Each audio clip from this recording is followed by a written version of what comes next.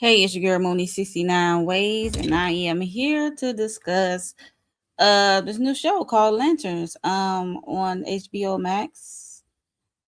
Season 1, episode 1. This episode is called The Pilot. I really enjoyed this episode. It intrigued my interest and caught my attention, okay? This is what Aaron Pierre was working on for a good while. We know he was working on it. He was chosen. So here we are with the finished product. And I am, like I said, it's caught my attention, especially when we got to the end, honey. But yeah, definitely caught my attention and kept my attention, I should say, because you want to know what the hell is going on. But if you are new here, make sure y'all subscribe, hit the like button for me. If you got a hype, hit the hype button for me if you see the hype. Okay. I would greatly appreciate it for the support. But yes, like I said, this is Lanterns that's on HBO Max. And this episode is called The Pilot. Okay. And this is based off DC Comics Green Lantern. And this is a drama series, okay? It's following the new recruit, John Stewart, and also Lantern, the legend, Hal Jordan. So yeah, so this is a drama series, and like I said, by the time this end of this episode, it caught my attention. So I can't wait till the next episode. But this show comes on Sundays, I think at 9 p.m. I don't know if it's Eastern Standard Time or what, but yeah.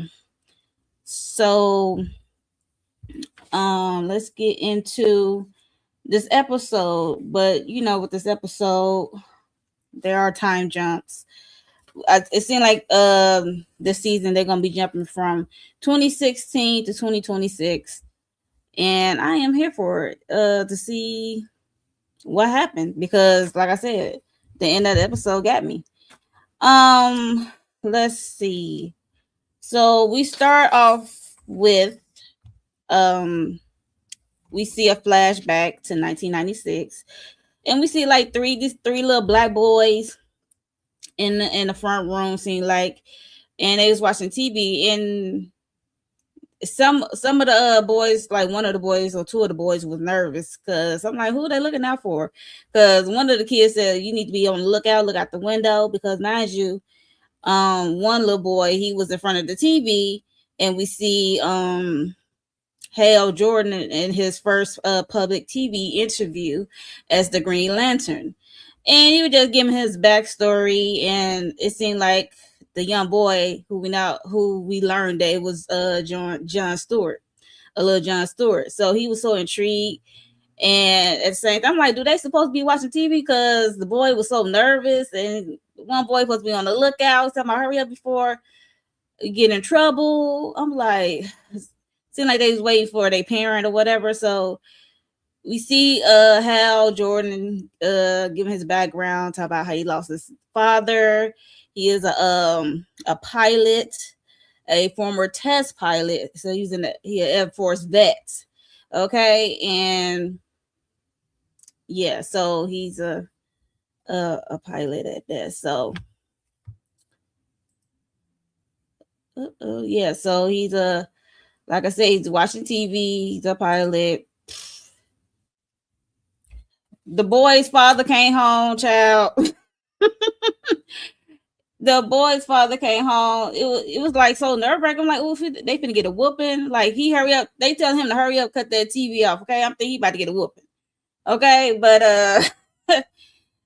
the father asked, like, what was his name? He said Hal something. Okay, because the father already know what was up. Okay, because the way they was standing attention in a room, like they did something wrong, and he already knows. So he told the boy to go to the back or whatever, and we see the father grabbed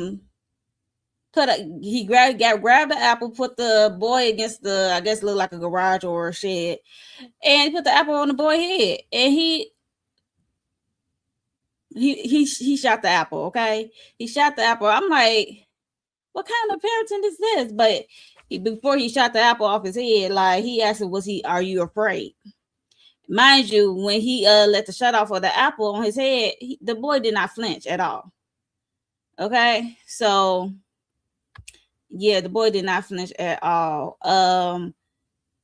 I'm thinking the boy gonna get a whooping. I didn't know he was gonna be shooting the apples off heads, so that was new to me. So I hope y'all can hear me.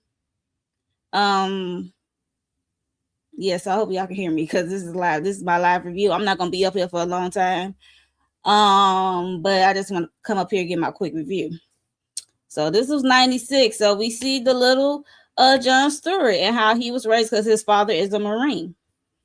And we see how he was raised, basically. He didn't show no fear when his father, took the blicky and shot the apple off his head. So, and he was intrigued with Hal Jordan, the Green Lantern. So let's move on to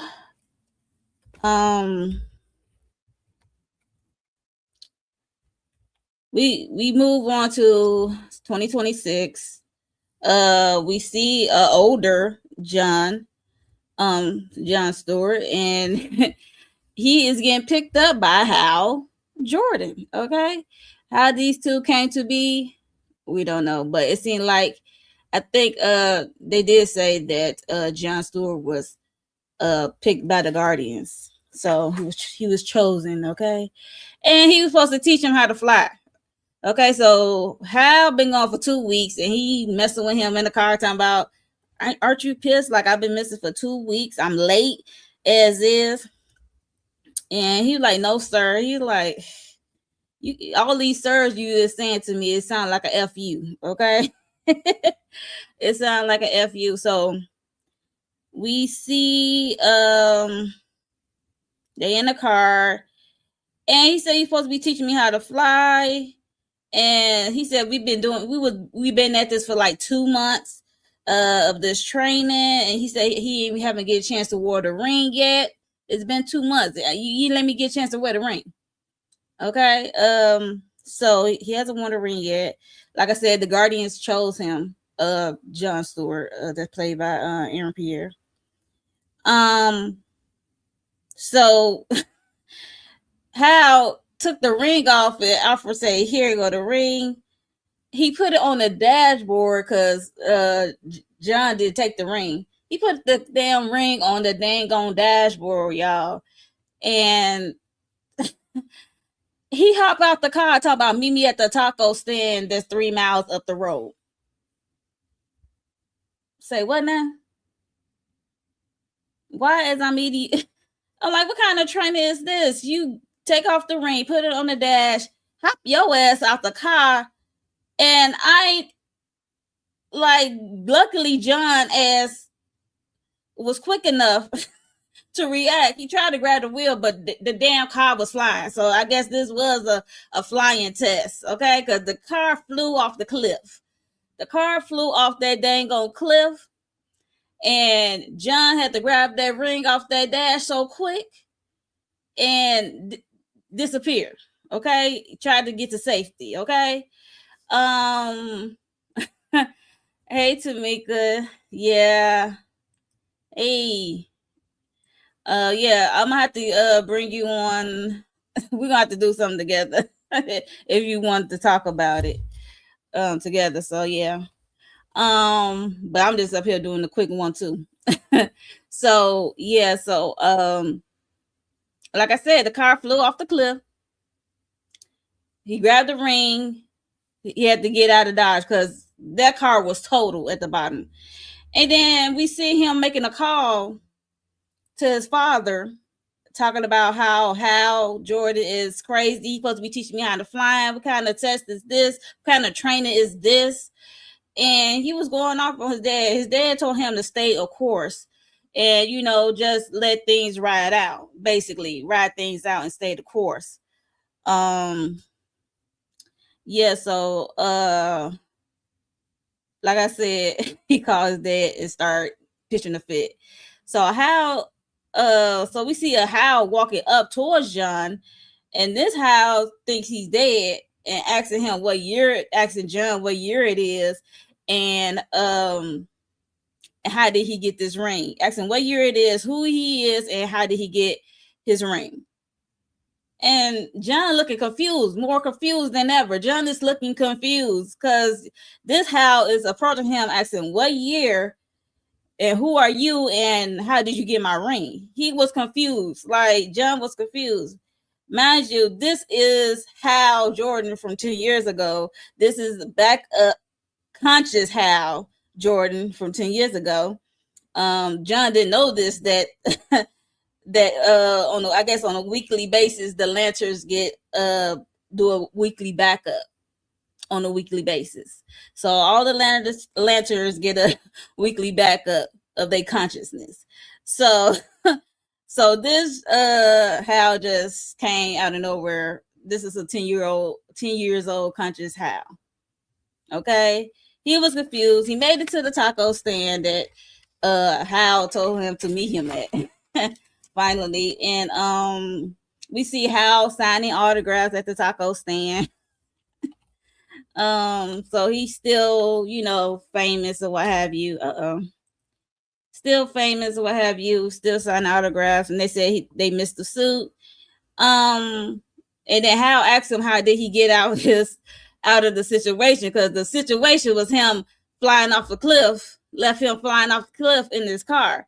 So he said he used the ring to materialize the bubble wrap to get out safely.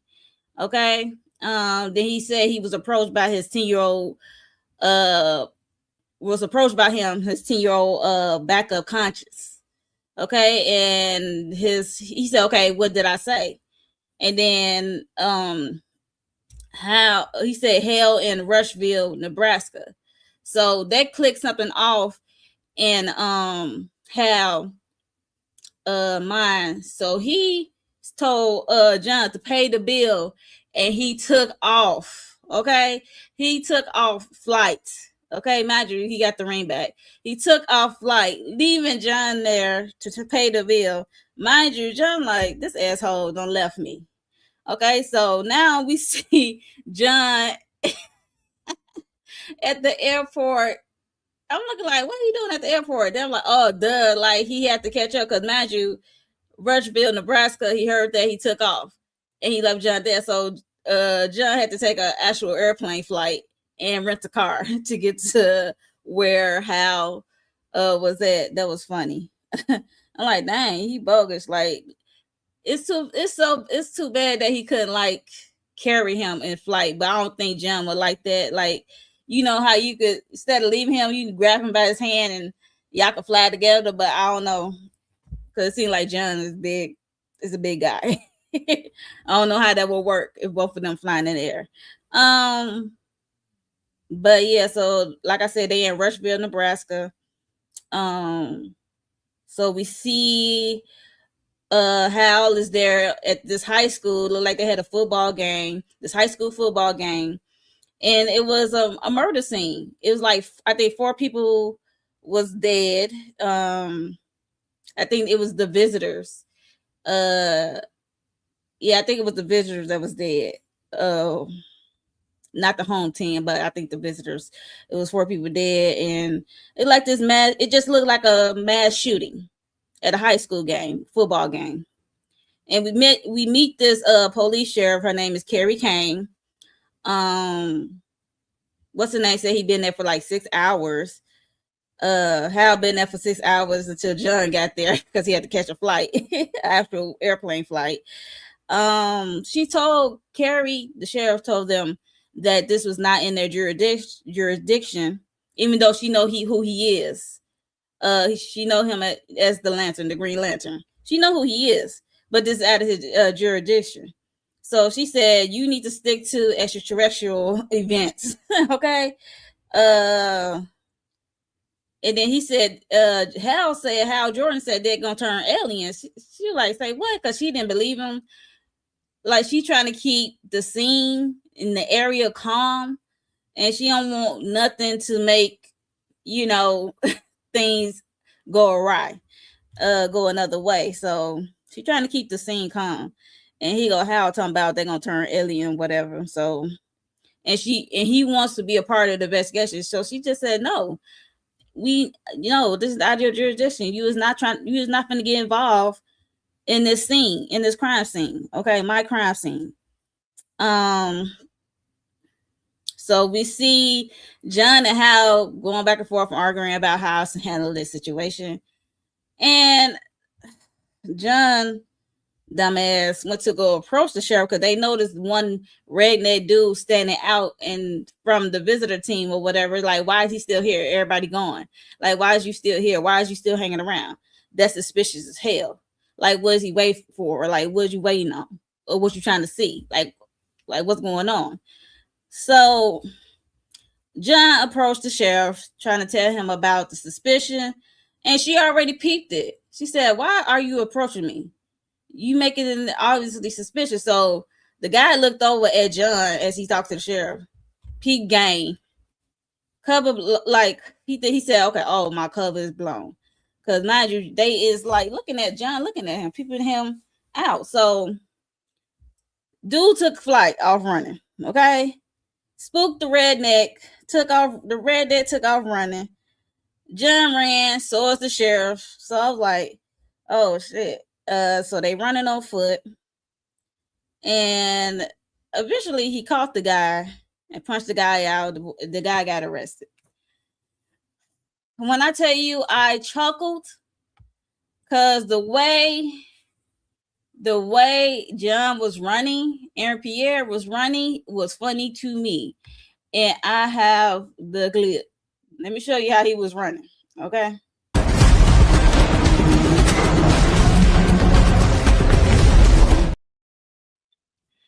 Child, I hollered when I saw him running like that. I'm like, it's great form, but it's funny seeing him running like that.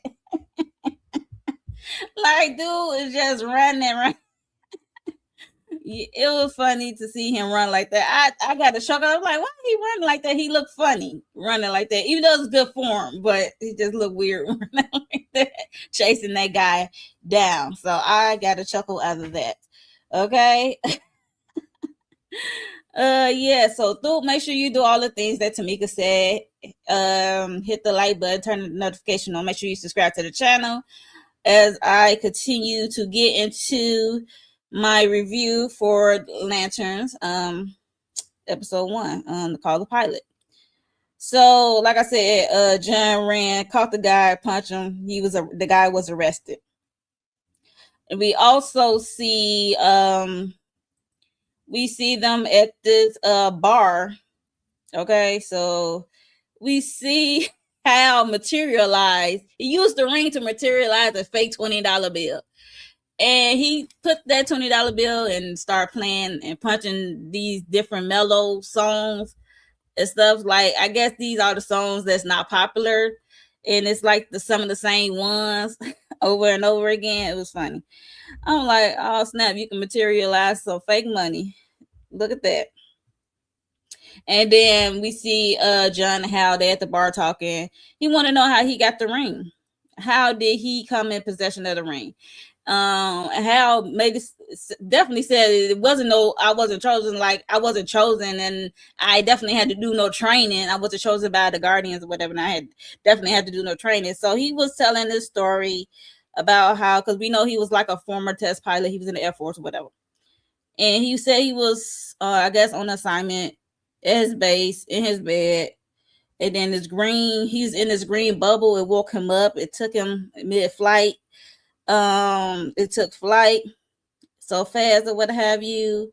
And then they ended up in Nebraska. So Nebraska is very important. This place is very important. I guess this is where ours started for Hal.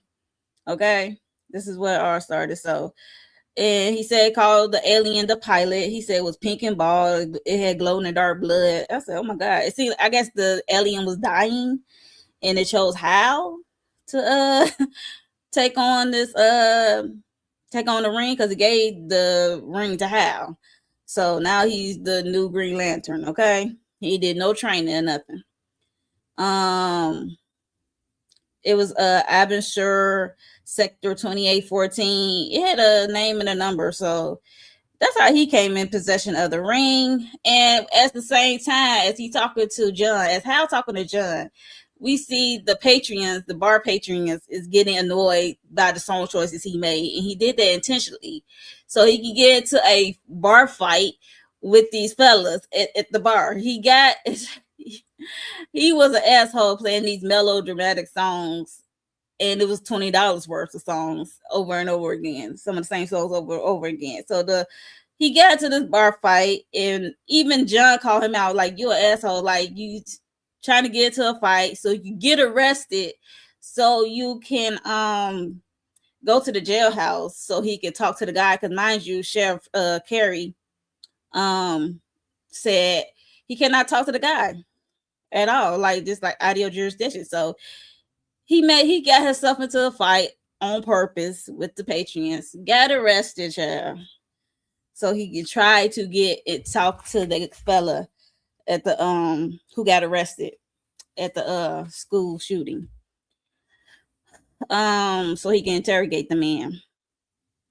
At the same time, we also see a strange lady talking to John, and she asking like 21 questions, like, how did you get the ring? Are you a space cop?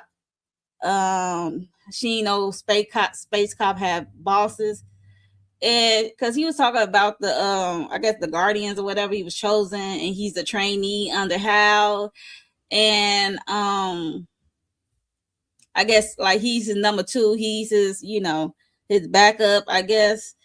And she was just asking a lot of questions. I'm like, John, why did you talk to the stranger? I don't want to trust nobody, okay? Especially when you have this ring that could cause mass destruction or whatever.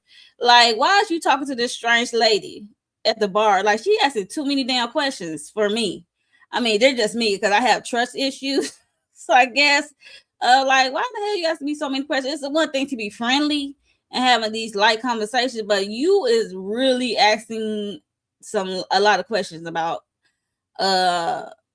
being a space cop and training or whatever, and this ring and how I got chosen. Like, you asked a lot of questions, so I'll be side-eyeing her. And why did you answer? He just said he training. Hal is training him just in case, he's the backup just in case something happened to Hal.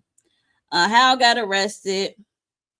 The strange lady told John to walk her to a car, and he had to introduce himself because that imagine they was talking and they haven't introduced themselves. He like, oh, my name is John. He's like, can you walk a lady to a car? Child, we get to the car. It was like a quickie ride. She was riding John boy. Okay. She gave him a good ride. And she have to pull out, I guess it was so good, she had to pull out a cigarette. And he called himself using the ring to materialize fire to light the cigarette. Okay? Don't even know this lady. Just met her. Okay? She riding you in her car. Yeah, so I'm like, did you even get her name? Did you even get her name? You gave her your name, but did you even get her name? You don't know what kind of diseases she carry? I hope you use protection, John. We also see that the sheriff, we get to the precinct, the sheriff office, because mind you, I guess it's the next day. John had to go seek his trainer, Hal, out of jail, and the sheriff said she locked him up. Sheriff Carey said she locked his ass up in the broom closet because she already know what stunt he was pulling by getting to a bar fight intentionally, just try to get in the cell to talk to the suspect. Okay, so she had to lock his ass in the room, and John was like, okay, I told him it was a stupid idea. Like, can you let my stupid partner go? Like, can you let him go? And she said after his arraignment, we see him in front of this judge lady. The judge, like, because he said he was trying to investigate.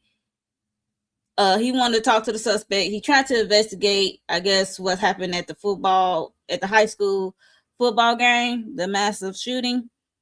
And the judge asked him, okay, which borough are you an agent of? He said, I'm Green Lantern. And she said, that don't fly in this courtroom, okay? You announcing that you Green Lantern does not fly in this courtroom. So, like I said, she asked you like what borough you're an agent of. So we see this man walking in named William Macon. He is representing him as his lawyer. And Hal did not know this man, but he said, "Oh yeah, he represented me." He don't even know this man. He don't know he won. So this man just come in, say, "I'm representing him. I'm his lawyer or whatever." So the lawyer turned out to be Sheriff Carey Kane's husband. Okay, and the judge said she is setting bail at $100,000, and then he said, and then Hal said something smart. I forgot what he said. But she raised that to 200,000. I says, "Oh my goodness!" Not she ain't add that 50, not 150. She add that another $100,000, so they make it to $200,000. I said, "Shut up, okay." And the lawyer said he will have the check to the cashier soon. I guess his father check. I'm like, why is your father money? Because that's what he said. It was his father. He gonna have his father check ready for her at a certain time for his bail. I'm like, okay, who is your father and why is your father's paying for this? Even Hal asked like, what's the catch? Like nobody do nothing for free, which is true. This is America, Jack. Nobody do nothing for free. He said it got to be some strings attached, and there certainly was some strings attached because he said, the lawyer said, you get the string attached is that you got to have dinner with my father. So that's the strings attached because the father want to have dinner with him. I mean, he put up $200,000. That's a lot of money. That's not none to sniff at. Okay, this is just bail money. Okay, he got to go back to court if he make it back to court. But yeah. So like I said, William Macon, the lawyer, is Sheriff Carey's husband. Okay. We get to the ranch because mind you, it's like a ranch, a compound. It was like a lot of dudes. It was a dudes on horse. We see some guns, some blickies, some AR-15s, and John says giving militia because we see a whole lot of dudes. They was like shooting, like they was practicing for something. I don't know what it was, but it's giving like he said, militia. So it was like this ranch compound. So we meet the father. The father name is Will Macon. So the father-in-law is the one who asked for the dinner, and Carrie is seeing concern. You can see the concern in her face. She said, "My father-in-law got papers on you, and he is someone you don't want to owe. He is someone you don't want to owe." So that's what Carrie said about her father-in-law, and you can see like the worry on her face, and it's something there to me if she has that look on her face. Because he said he is someone you don't want to owe, and Hal was like, "You sound like you a woman in debt, like you in his debt or something. Like, damn, do you want to be here? Like, do you want to be married to this man?" But we also see that William and aka Billy, sometimes they call him Billy, I think, and the sheriff, they have a son named Noah. He's a cute little thing. So we meet the father-in-law, Will Macon. They making small talk because, mind you, Will Macon, he has every intel on John and Hal of what they do, and he know that John is a Marine, just like his father, a sharpshooter Marine, sniper Marine, like his father, whatever. And the father-in-law was kind of upset, like they do no research on him, so they just coming in to a stranger in the lion's den blind, even though Hal got the ring. But yeah, so he coming in blind. Because they asked him like, what do you want and what have you? Because he's the caretaker of this compound. So this is not even his land. He caretaking for somebody. So they thinking it's for the government or whatever. But he says, no, it's not the government. So I'm like, then for who? For who? Okay, because mind you, long story short, we get to the meat and potatoes because as he was barbecuing, and mind you, John is a vegan, so he gave him some tofu. The man who they arrested or got shot down was one part of his team. Two of his men almost got taken out at the scene of the crime at the football game. That's why I think he said, and he also want to help Hal take down whoever the aliens of it all, because he already know about that. So he want to help take down the people who don't belong here, who wasn't born on this planet, or whatever. So that's that, and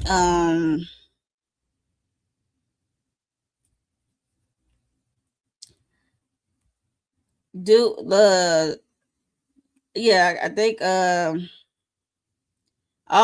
this is what happened when John was teaching the little Noah how to put the football through the target. We hear this little boy say, "I did it, Grandma, I did it," and turn around, is the grandma, the lady that he F in her car was the grandma. Okay. And she turned around and said, "Hey there." She was just smiling. She said, "My name is Zoe Macon." I'm like, now we finally get your name after the fact. I'm like, not you fucking somebody grandma.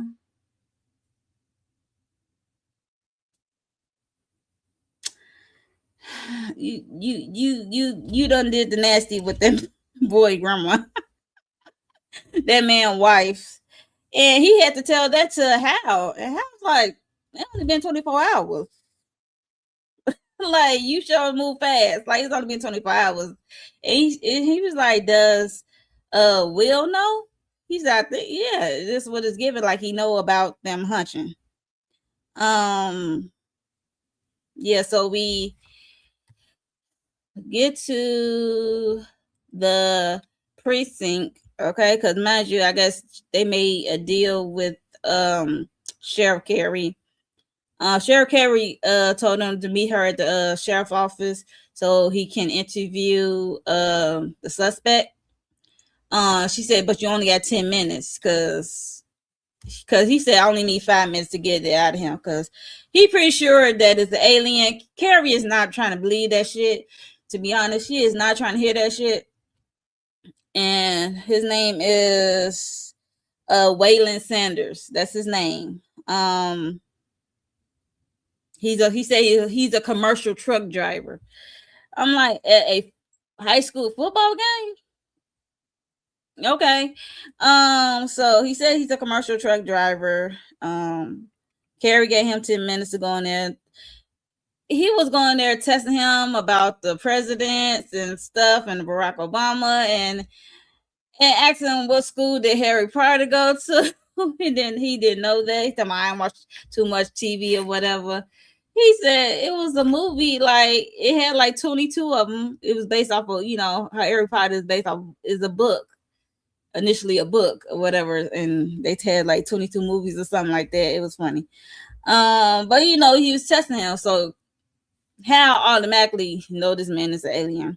And the man was like, hypothetically, what if I say I am an alien?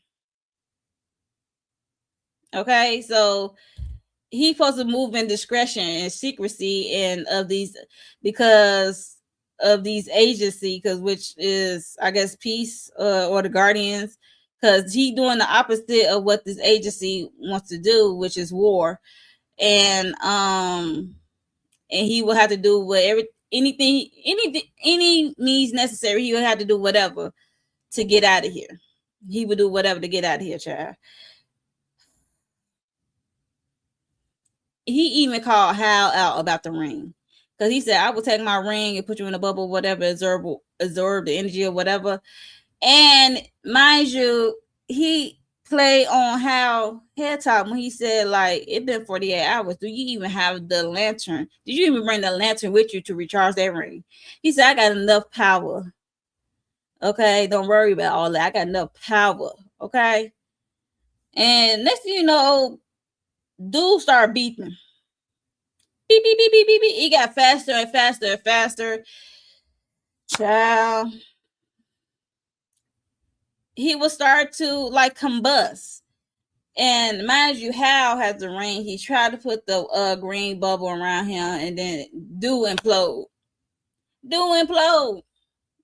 So whoever his employer is, yeah. So because he said he has a what do you say he has a biometric neutron device woven into his skeleton, so he can activate it with a thought. Oh my goodness! I guess he activated because his ass started to beep. It did combust, and it kind of blew up the building. I guess the interrogation room, and a little bit it had fell onto the outside. So it had some little coverage of his explosion. Had some coverage, okay. So yeah, so that man combust, and Hal told Carrie, like, I told you he's the alien, and Carrie couldn't believe it. She couldn't believe her eyes. She could believe what she was hearing. Sheriff Carrie could not believe it at all, what she was hearing about this dude being the alien. And yeah, so that was the end of that scene. And then we cut to towards the end, okay? So this is what got me. We get to 2026, right? It's cold, it's icy. We are in Nebraska. We see a older John.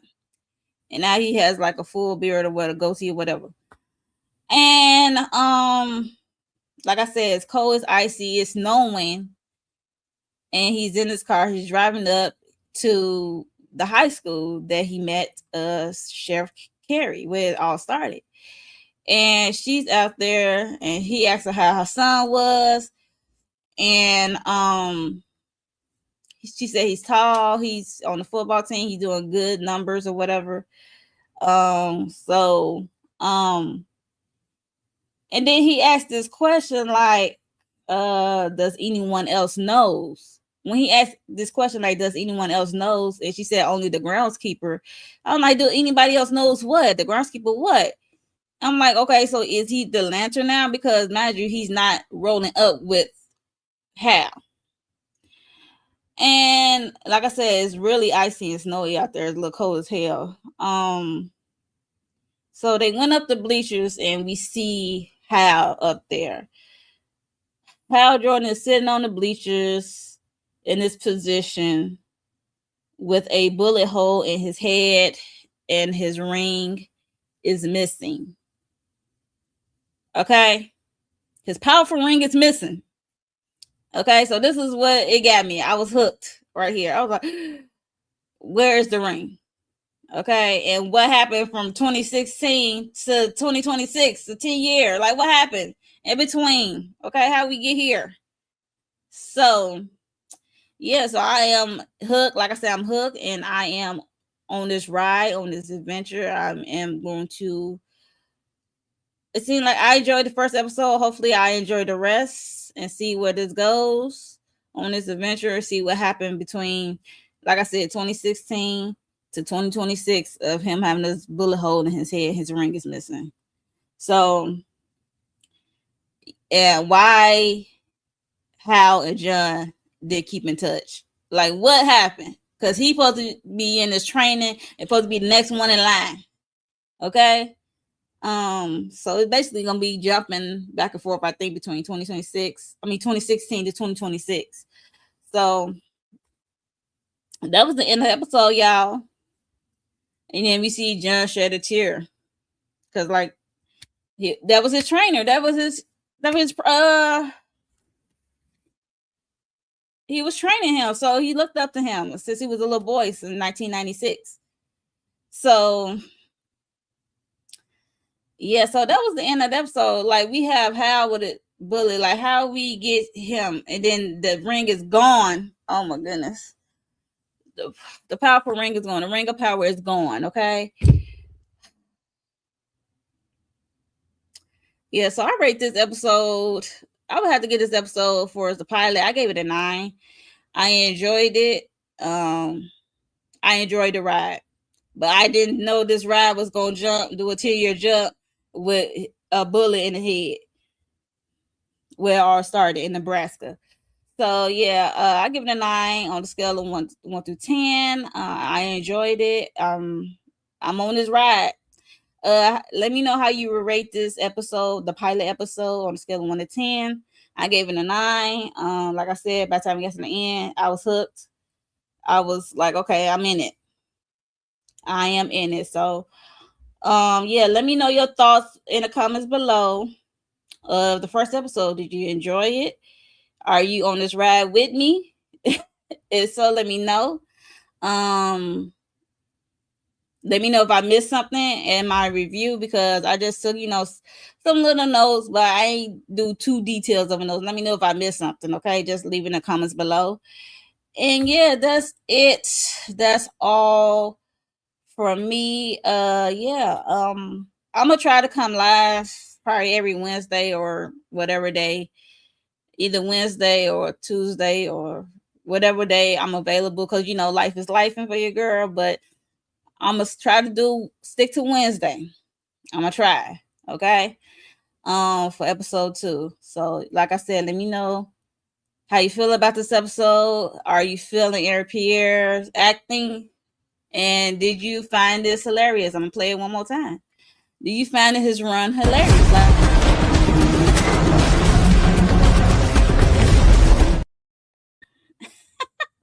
I don't know why they give me a chuckle every time I see it. So if it gave you a chuckle like it did me, let me know in the comments below. Because I had to laugh so hard how he was running after that man. It was hilarious to me. Okay, Tamika said she thought the first episode was solid. Tamika, we gonna have to, come together, collaborate or something. She said she was a solid episode, but yeah, because I would like to hear your thoughts on it. But it was good, very entertaining. It was very good. So I gave it a 9. So yeah, please rate it in the comments below. Give me your thoughts, and I will see y'all for episode 2. Bye, y'all.